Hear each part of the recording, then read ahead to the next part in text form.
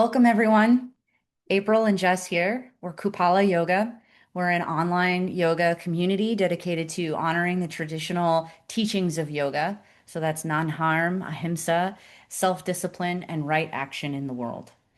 Especially in these dire times that we find ourselves in, we're really interested in how yoga can support not just personal practice, but how we can show up for each other and for the world. Today, we're excited and honestly just truly honored to be in conversation with someone that we both deeply admire, Anna Malaika Tubbs, writer, scholar, and thought leader whose work sits at the intersections of history, motherhood, and social justice. She holds a PhD in sociology and a master's in multidisciplinary gender studies from the University of Cambridge, as well as bachelor's degree in medical anthropology from Stanford University. Anna brings both academic rigor and deep humanity to everything that she creates. She's the author of two New York Times bestselling books, The Three Mothers and Erased, both powerful works that re-examine history and center the voices and experiences that have too often been overlooked. In The Three Mothers, she offers an enthralling look into the lives and influence of the women who raised Malcolm X, Martin Luther King Jr., and James Baldwin, inviting us to reconsider whose stories shape the world we live in. And then in Erased, what American patriarchy has hidden from us, Anna delivers a groundbreaking examination of how American patriarchy has shaped the nation's identity while systematically silencing women's contributions. Drawing on research, storytelling, and personal narrative, she traces how foundational structures, like the Constitution's exclusion of women, its protection of slavery, and the suppression of indigenous beliefs, have influenced the country for generations and continue to shape the present. Deeply inspired by her own mother's work advocating for women and children's rights, Anna's voice is rooted not only in scholarship, but in lived legacy. Across her work, she explores race, gender, and systemic inequality through a lens grounded in Black feminist thought, while uplifting themes of lineage, identity, and collective care. What makes her voice so impactful is her ability to weave personal narrative with historical insights, making complex ideas feel both accessible and deeply felt. It's truly an honor to be in conversation with someone whose work not only informs, but transforms the way that we understand ourselves, our histories, and each other. Anna has generously donated signed copies of her books for the first 10 people who sign up for our upcoming class on May 9th. We'll share more details about that at the end of this video, so be sure to stay with us to the end so you get the scoop on that. Thank you so much for being with us today. Thank you so much for having me. This is so fun. The first thing we kind of wanted to touch on, because you have this really interesting background. Your bio talks about that you grew up in Dubai, Mexico, Sweden, Estonia, Azerbaijan, as well as the US. So that's like an incredibly diverse range of cultures and landscapes to be immersed in from a young age. How do you feel like, or if it did at all, shape your understanding of identity, connection, and the different intersections that people live within? It has shaped every part of who I am, the way I grew up. My parents were lawyers. They wanted us to see as much of the world as possible. So they took jobs in a bunch of different places so that we could be there. And we were able to just see so many different ways of living, different belief systems, different ways of loving each other, different ways that societies were organized. So it has shaped me in all of my experiences, but the most important one being that one, stories are the things that rule our lives, and the people who get to be heard more are the ones that have the most influence. And this is one of the reasons I wanted to become a storyteller because it became very clear to me that those who were quote unquote in charge got to determine the history of that nation. They got to determine who the leaders were, who the heroes were, etc. And I realized that that just wasn't ever the full story, and that there were many people who were being silenced or erased in the process. And so it felt like a calling for me to be the kind of storyteller who could correct that. And then also, it made me extremely comfortable with difference. And my whole life has been about appreciating people's differences. So, yes, on one hand, we are all human, and that's a really important thing for us to acknowledge. And that doesn't mean that we need to erase our differences or that we all have to be the same in order to feel safe with each other. And in fact, we are stronger the more different we are and the more diverse we are on any team or in any family or in any society. So, the other part of my storytelling has always been to make sure more people can come together in celebration of difference. That's always one of my goals in anything that I'm writing. Oh, I love that. Yeah, it makes me think about how sometimes, especially, in the West, we tend to feel kind of isolated, like the the sort of ideologies that are driven here to make us feel like, oh, we're on our own, every person for themselves kind of thing. And Yeah. really, like, we forget that, like, no, we're humans. Humans are primates. Primates are social creatures. Like, we need each other. We need to collaborate and work together.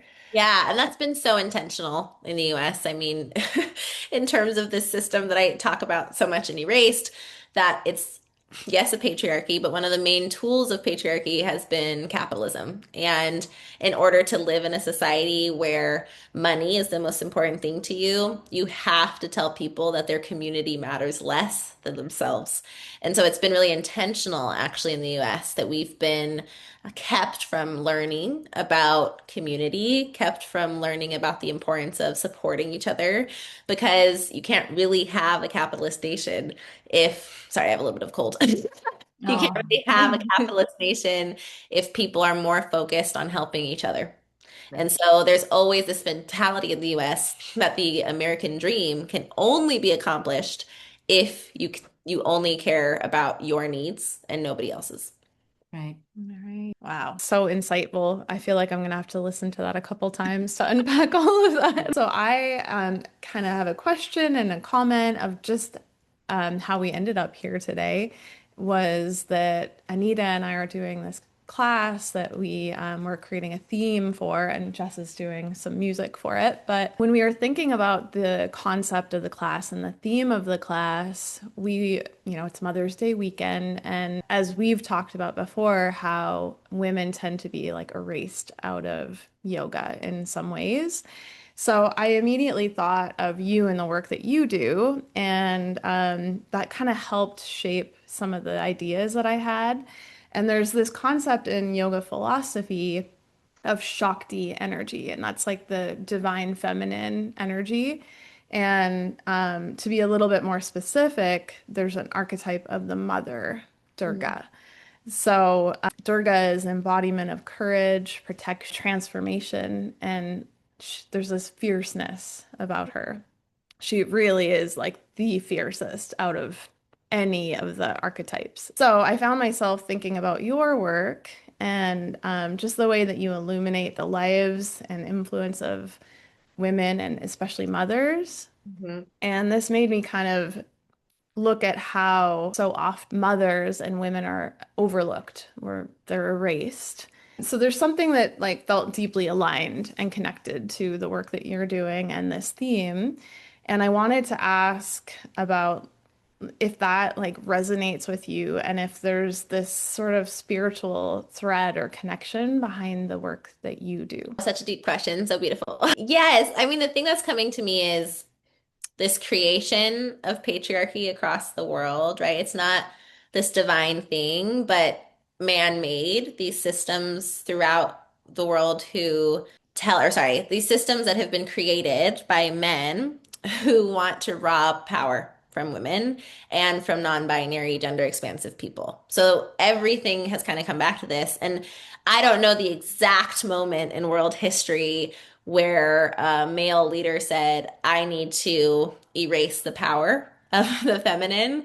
But I know we probably actually could find it if we did really intense research and really traced it all back.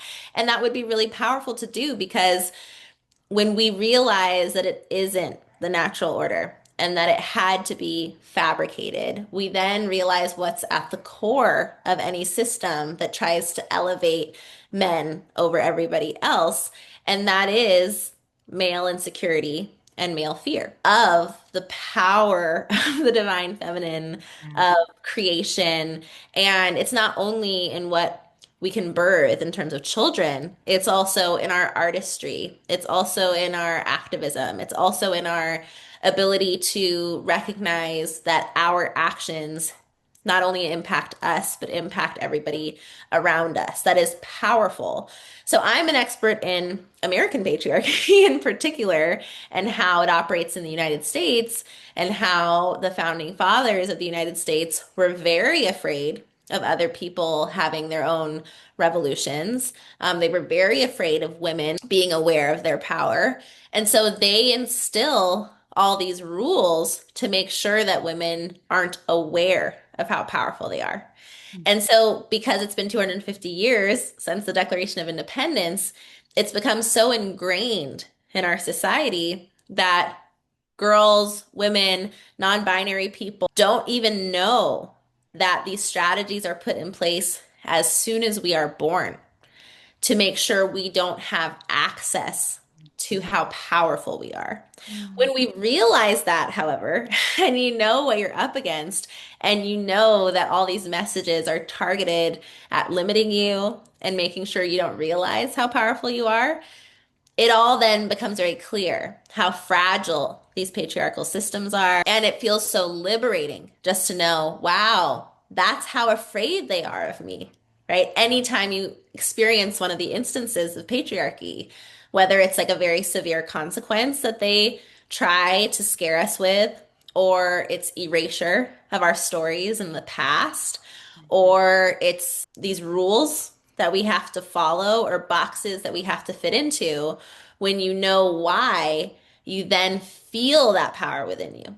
So I respond to any instance of that male insecurity, knowing how strong I am and how strong collectively we are when we can recognize that. And also, that's not to minimize, obviously, the systems that they've put in place, right? Because those consequences are very real. It's not to say that as soon as you realize it, now you're going to be free from it. It's you realize it, and now we need to work together to make sure that these systems are finally taken apart. And that's why, especially in yoga, where it's had this global power, it doesn't surprise me that the presence of women in its creation has been denied and erased, because that's what we see over and over again. And I would want to know in yoga, who were those male leaders who had such severe fear and insecurity? Yeah. Right. There's a book there. I mean, it makes me think of the bee name we're not supposed to speak in yoga anymore, but Bikram and Uh-huh. these other leaders who you can see they try to use violence, they try to use manipulation in something that is supposed to be so holy, in something that is supposed to be so unifying, and something that's supposed to be about how we create more peace in the world, right, through our own practice. How somebody could take something so beautiful and use it to control, manipulate, and hurt, that can't be the foundation. So it's not surprising to me at all that most like women and gender expansive people started these practices. And somewhere along the way, male fear and insecurity took over and allowed for some of these violent practices to take the lead. Yeah, I love when you touched on the word like fragile, Mhm. that how much power that we can feel and strength we can feel, just knowing that these systems of oppression are fragile. Yeah. It's like they're not built on the same foundation as compassion and love. I mean, that might sound fluffy, but it's like, that deep community love that is so much more powerful than Yeah. Yeah. yeah. Absolutely. And it's something that also affects the people who are reproducing these moments of violence and of pain. And I think one of the powerful things that we can do when we realize the strategies that have been put in place is inviting men who can start to see beyond these systems and recognize that their healing is also something that we're fighting for when we're saying, let's reclaim the story of what yoga was and is meant to be. That actually means more healing for everyone Yeah. involved. And I think quite often when men hear about patriarchy, they think that it's this inevitable thing that they have to partake in. And that's not the case, actually, at all. One of the Mhm. most powerful things is men who say, I also see beyond this trick. I also see beyond this made up system that is fragile and that wants me to be very fragile as well, because Right. it's also destroying them if they start to be comfortable with violence. That's not helping them at all. It's not protecting them at all. So that realization is across the board, regardless of someone's sex or gender. There's an author, Paulo Freire, who Yeah. talks about, he has this quote that I am gonna totally mess it up, but it's basically the gist of it is that, that the oppressed are seeking liberation, but you cannot, the oppressed are not the only ones seeking liberation. It has to be like also the oppressors, because Yeah. otherwise the cycle just continues. Like you have to break that link. Yeah. And it's really powerful when you think about it that way. So I love Yeah. that you talk about that. It's so important. How you lose humanity if you do inhumane things. Yeah. Yes. That's so true. So you're a yoga practitioner. It's how we know each other. You're always coming in early bird.